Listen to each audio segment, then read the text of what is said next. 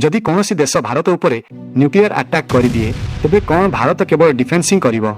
देखंतु Bharat nuclear weapons को तीनोटी जगार लॉन्च करि परिबो। लैंड रु मिसाइल्स, एयरफोर्स रो फाइटर जेट्स रु एवं समुद्र भितरे लुचि रहिथिबा न्यूक्लियर सबमरीन रु। भारत पाखरे अनेक प्रकारर पावरफुल मिसाइल्स रहिछि। सबुठारु प्रथमे कथा हेबा अग्नि मिसाइल सीरीज विषय रे। अग्नि बिना 5 भारतर सबुठारु पावरफुल मिसाइल मध्यरु गोटिए। एहार रेंज प्राय 5000 किलोमीटर पर्यंत अटे। माने भारत रु लॉन्च होई एहा एशिया एवं यूरोप रो अनेक अंचल पर्यंत पहुंची परिबो। एहा परे आसे ब्रह्मोस मिसाइल्स। एहा दुनियार सबुठारु द्रुतगामी क्रूज मिसाइल मध्यरु गोटिए एवं एहार रेंज प्राय 300 रु 500 किलोमीटर पर्यंत अटे। एबे कथा हेबा आकाश मिसाइल सिस्टम। एहा एक एयर डिफेन्स मिसाइल। जदि शत्रुर एयरक्राफ्ट किंबा ड्रोन भारत भीतर को पशिबा को चेष्टा करे तेबे आकाश सिस्टम सेगुडी को प्राय 25 रु 30 किलोमीटर दूरतार ही शेष करदेव।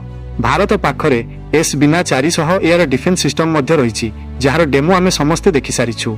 एहा व्यतीत भारत पाखरे आईएनएस आरिहंत भली न्यूक्लियर सबमरीन मध्य रही जहाँ समुद्र भितरे मास मास धरी लुचि रही परिबो।